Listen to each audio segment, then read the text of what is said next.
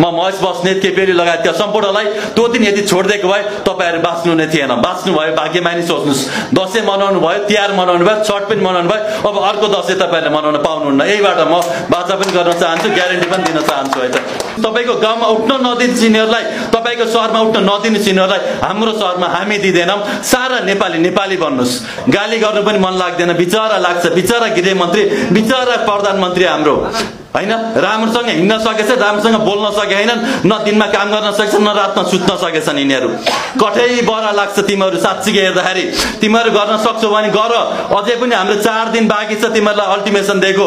हामीले बढाएर 6 दिनसम्म तिमीहरूले गर्न सक्छौ भने मैले यो 13 दिनभित्र गर्न सक्ने काम हुन्। आज यहीँबाट बाचा भयो, सुब्बा देउरालीको बाचा गरेर आएको छु हैन, भैरवनाथको बाचा गरेर आएको छु। यदि पुरा गरिन भने मलाई यही झुन्डाइदिए हुन्छ। मेरो बाचा भयो, म 13 दिनमा यो हत्याराहरू तिनटेलाई कारबाही गर्छु। हामीले जितेकै हो, आन्दोलन सफल भएकै हो, नेताहरू भागेकै हुन् है। बंगलादेशमा देश छोडेर भागे हैन, अरू देशहरूमा सबै ठाउँमा भागे, तर अन्तिम अवस्थामा मै थिए त्यहाँ है। यिनीहरू सबैलाई लुका कहाँ थियो मलाई थाहा थियो, तर कब्जा भइसक्यो। किन मार्नु र मार्नु हुँदैन, यिनीहरूलाई हामीले देश बनाएर देखाउनु पर्छ। हाम्रो नाममा एउटा पनि खुन नलागोस् भनेर हामीले त्यतिखेर बचाएको, तर गल्ती गरे जस्तो अहिले महसुस भएको छ।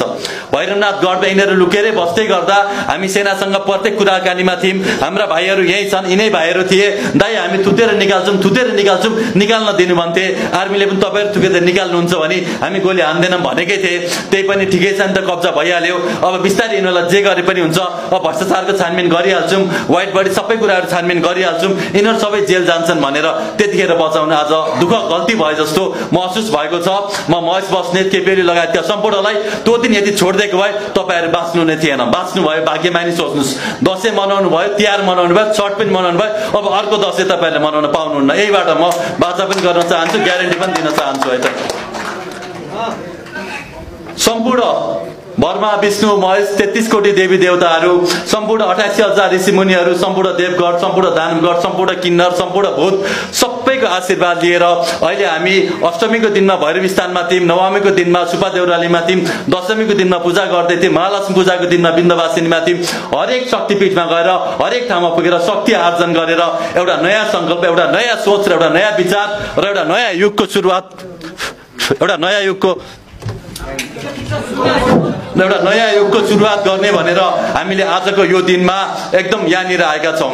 हजुरहरू सबैलाई हामीले के भन्न चाहन्छौं भन्दाखेरि चाहिँ सम्पूर्ण यो देशमा तपाईहरुलाई बस्न लायक बनाएको छैन। डुडुङ्गा बीचको तरुल हैन, हाम्रो देश डुडुङ्गा बीचको हीरा हो। हामीले चिन्न नसकेको संसारको सबभन्दा माथि बसेर शान्ति सोच राख्नु पर्दैन साथी हो। देश गरिब हैन, देश गरिब छ भनेर पढाइएको हो, देश गरिब छ भनेर सिकाइएको हो हामीलाई। 1820 देखि जब नेपालमा हैन उपनिवेश सुरु भयो, उपनिवेशमा हामी वीर गोर्खालीले हराइ, तर यिनीहरूले न्यू उपनिवेश, न्यू कोलोनिजम, न्यू इम्पेरियलिजम अन्तर्गत हाम्रो शिक्षामाथि, हाम्रो संस्कारमाथि, हाम्रो परम्परामाथि, हाम्रो धर्ममाथि, हाम्रो सोचमाथि, हाम्रो भेषमाथि, हाम्रो भूषामाथि, हाम्रो आहारमाथि, हाम्रो व्यवहारमाथि, हाम्रो विचारमाथि, हाम्रो परम्परामाथि सबैमाथि यिनीहरूले कुठाराघात गरेर हाम्रा नेताहरू, दलालहरू, एजेन्टहरूलाई प्रयोग गरेर यिनीहरूले आफ्नो उपनिवेश चलाइरहेको छ यो देशमा विगत धेरै वर्षदेखि। तपाईलाई लाग्छ होला किन यो देश बनेन, किन केपीओले, किन पर्छन्, किन सेरेओले, किन यस्ता मान्छे मात्र आयो होला, राम्रो मान्छेले किन चान्स पाएनन् भन्दाखेरि चाहिँ यो विदेशको जसले नुन खान्छ, विदेशको ऊ खान्छ, यो सबै कुरा प्रमाण भइसक्यो। यिनीहरू सबै विदेशीका एजेन्टहरू हुन्, दलालहरू हुन्। नयाँ सरकार खत्तम छ, तर पुरानो सरकार जति खत्तम छैन है। पुरानो सरकार यो भन्दा पनि खत्तम थियो, त्यही भएर पुरानो सरकार फर्किन्छ कि पुरानै व्यक्ति आउने हुन् कि पुरानै केही सोच आउने हो कि पुरानै तरिकाले देश अगाडि बढ्ने हो कि भनेर धेरै नेपालीहरूलाई, धेरै जेनजीहरूलाई, सबैजनालाई चिन्ता परेको छ। यो हुँदैन। तपाईहरु नदिनुस्, तपाईको गाउँमा उठ्न नदिने सिनियरलाई, तपाईको शहरमा उठ्न नदिने सिनियरलाई हाम्रो शहरमा हामी दिदैनौं। सारा नेपाली नेपाली बन्नुस्। कोही कांग्रेस भए, कोही कम्युनिस्ट भए, कोही माओवादी भए। नेपाली कांग्रेसले नेपाली बिर्सियो, कांग्रेस मात्र सम्झियो। नेपाल कम्युनिस्ट पार्टीले नेपाल बिर्सियो, कम्युनिस्ट मात्र सम्झियो। हैन, माओवादीले नेपाल बिर्सियो, त्यो मात्र सम्झियो। अहिले नयाँ नयाँहरु पनि त्यस्तै भइरहेछ। हामी व्यक्तिवादी हैन, हामी कोही पार्टीवादी हैन, हामी नेपाली बनौं, नेपाल बनौं, सँगै मिलेर राष्ट्र निर्माण अगाडि बढौं भनेर यहाँ आएका हौं। हामी राष्ट्रिय एकताको लागि आह्वान गर्न आएका हौं, राष्ट्रिय अखण्डताको लागि आह्वान गर्न आएका हौं, राष्ट्रिय सार्वभौम सत्ता र राष्ट्रिय जुन देश हाम्रो बनाउने हामीले भावना हो भन्ने यसलाई चाहिँ हामीले प्रोत्साहन दिन आएका हौं। यो किन गरियो, कसरी गरियो भनेर सर्टकटमा भन्नु पर्दाखेरि आजको यो कार्यक्रम हामीलाई रहरले गरेको हैन, करले गरेको हो।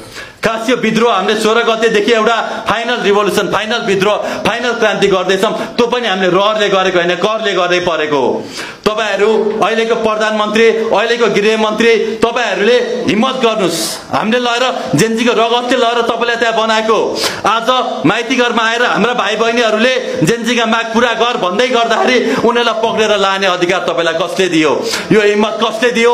हेर प्रधानमन्त्रीजी हो सुशीला कार्कीजी, तपाईलाई त्यहाँ लगेर राखेको जेन्जीका माग पूरा गर है, प्रत्यक्ष कार्यकारी गर भनेर के गरौली भनेर हो। गाली गर्नु पनि मन लाग्दैन, बिचरा लाग्छ। बिचरा गृहमन्त्री, बिचरा प्रधानमन्त्री हाम्रो हैन, राम्रोसँग हिँड्न सकेछ, राम्रोसँग बोल्न सकेनन्, न दिनमा काम गर्न सकेछन्, न रातमा सुत्न सकेछन् यिनीहरू। कठै बरा लाग्छ तिमीहरू साच्चीकै हेर्दाखेरि। तिमीहरू गर्न सक्छौ भने गर। अझै पनि हाम्रो 4 दिन बाँकी छ तिमीहरूलाई अल्टिमेसन दिएको। हामीले बढाएर 6 दिनसम्म तिमीहरूले गर्न सक्छौ भने मैले यो 13 दिनभित्र गर्न सक्ने काम हुन्। आज यहीँबाट बाचा भयो, सुब्बा देउरालीको बाचा गरेर आएको छु हैन, भैरवनाथको बाचा गरेर आएको छु। यदि पुरा गरिन भने मलाई यही झुन्डाइदिए हुन्छ। मेरो बाचा भयो, म 13 दिनमा यो हत्याराहरू 3 डेला कारबाही गर्छु। यो 13 दिनभित्र भ्रष्टाचारीहरू सबैलाई जेलमा आएर छानबिन सुरु गर्छु। 13 दिनमा हाम्रो संविधानहरू सबै कुराहरू तयार भइसकेको छ। हाम्रो केही सरहरू यहाँ हुनुहुन्न, उहाँहरू संविधान लेख्दै हुनुहुन्छ। केही साथीहरू यहाँ छैनन्, संगठन बनाउँदैछन्। केही साथीहरू यहाँ छैनन्, आन्दोलन गर्दैछन्। केही साथीहरू यहाँ छैनन्, विद्रोहको तयारी गर्दैछन् है त। हामी पूर्ण रूपमा यो देश हाम्रो हो, हामी बचाउन सक्छौँ, हामी बनाउन सक्छौँ। 13 दिनभित्र जेन्जीका सबै माग पूरा गरेर प्रत्यक्ष निर्वाचित कार्यकारी यही महिनाभित्र घोषणा गर्छौँ।